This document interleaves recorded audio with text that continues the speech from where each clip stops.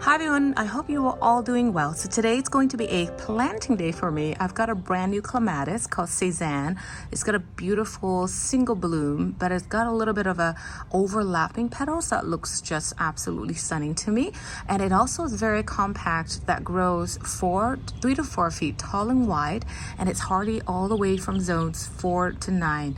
And I don't know if you remember, but whenever I plant clematis, I usually plant it about 2 to 3 inches deeper than the actual surface of the soil that's in the can right now. And that helps to promote more fuller plant, better vining, stronger roots. And anyway, it's going to be much better for the plant. And also whenever I plant clematis, I usually add in a little bit of my baked eggshell as well as a little bit of compost. And I sometimes add in a little bit of rose food as well. But I might not be adding too much because I did already feed the clematis that was already in that sort of spot where I'm going to plant this one. So the soil should be very fertile right now. Now, in addition to the clematis, I will also be planting the Alyssum that I sowed a few weeks ago. That needs to go all around the front border of the garden, and then I would just apply them a little mulch. So let me get myself started and do all of that right now with you.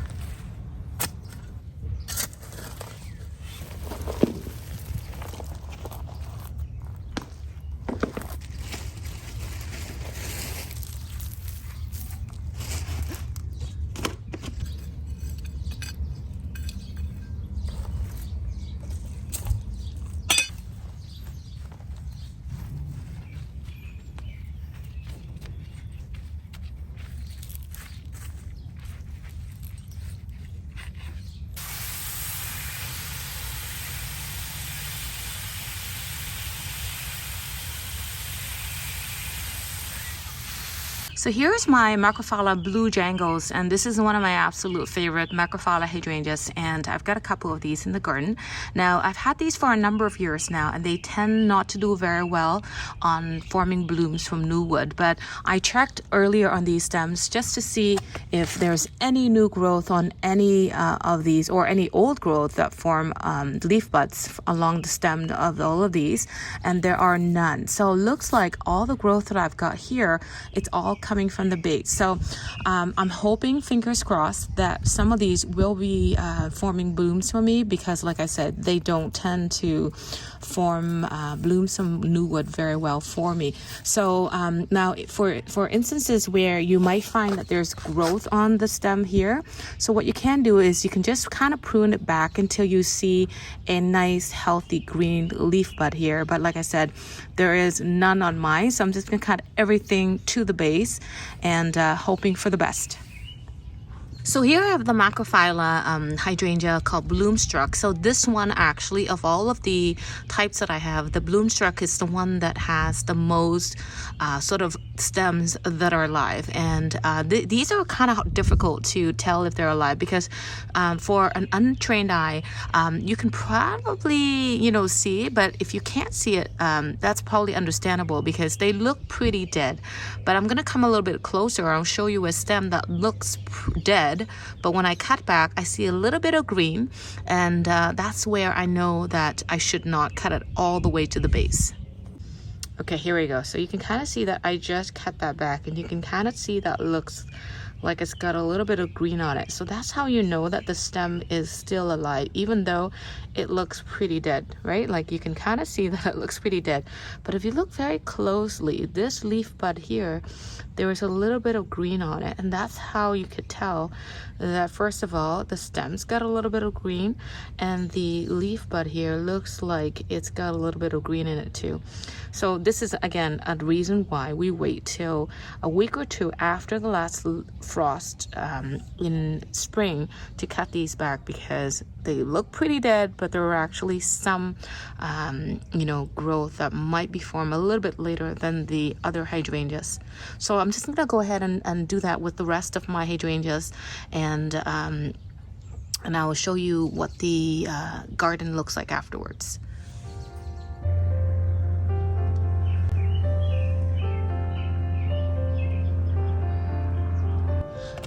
So when I'm planting these Alyssum, all I do is I dig a hole and I give each hole a little bit of the shake and feed. And the one I like to use is the 10, 18, and 9 ratio of the minerals. So anyhow, I'm just gonna get started, plant everything, mulch everything up, and then show you what it looks like at the end.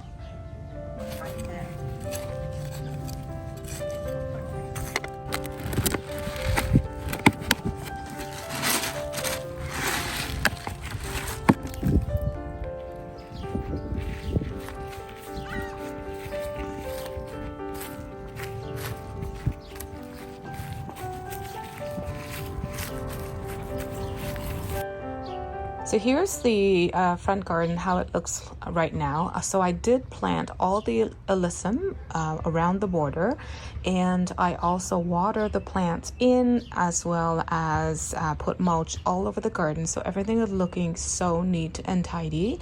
Now I did not water it enough because I know we are expecting quite a bit of rain tomorrow. So and we're probably going to lose the tulips soon now because they look like they're about to fade. So I'm just gonna go around, show you how everything looks, and then I'll go to the back to show you how the plants look like in the back as well.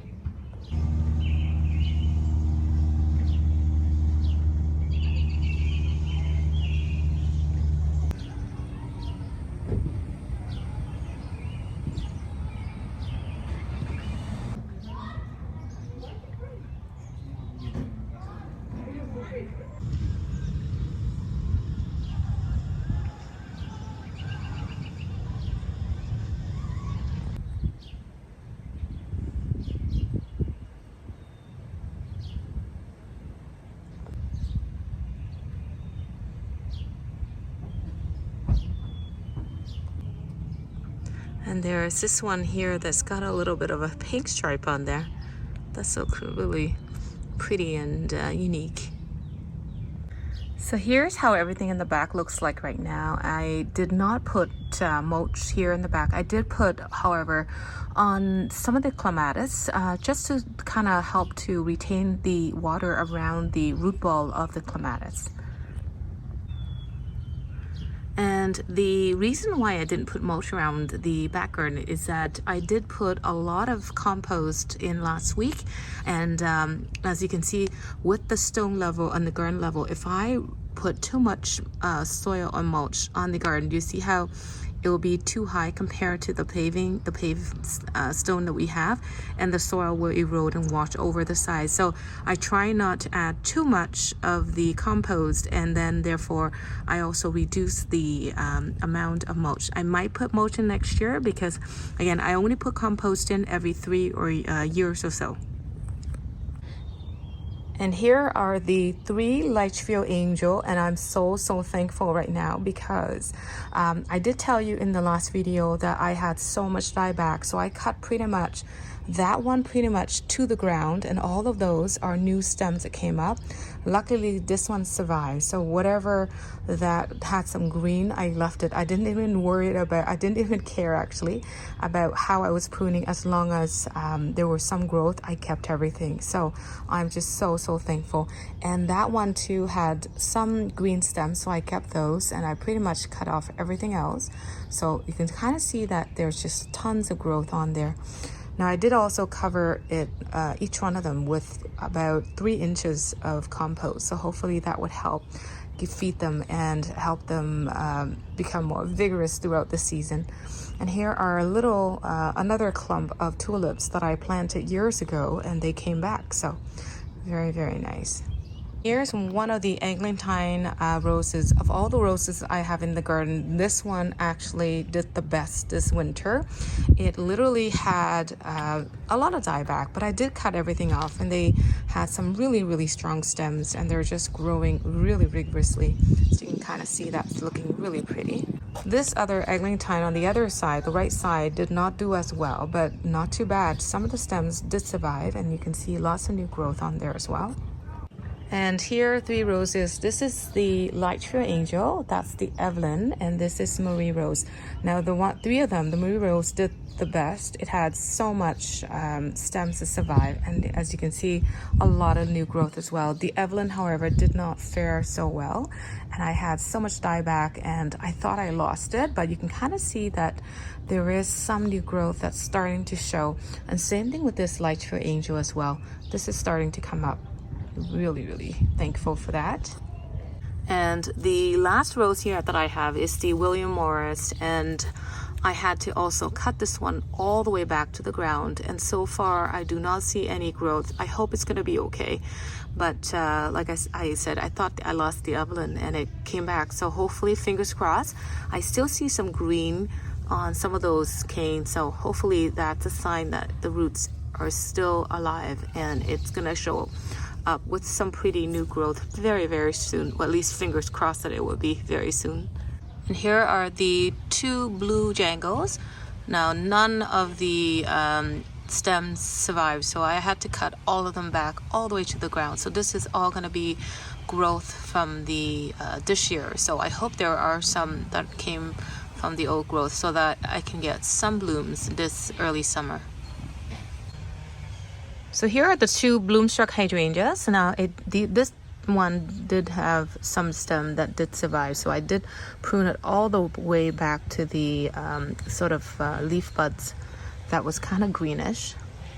And here is the first sort of columbine bloom that I have blooming in my garden. And look at that. This is actually a very pretty color that I have never seen in the garden before. It's got a little bit of a yellow and pink. So pretty. And like, I don't know if you remember from the videos from last year, but I started with purple and red, and since then I've had so many different colors of columbine blooms. That's just really stunning.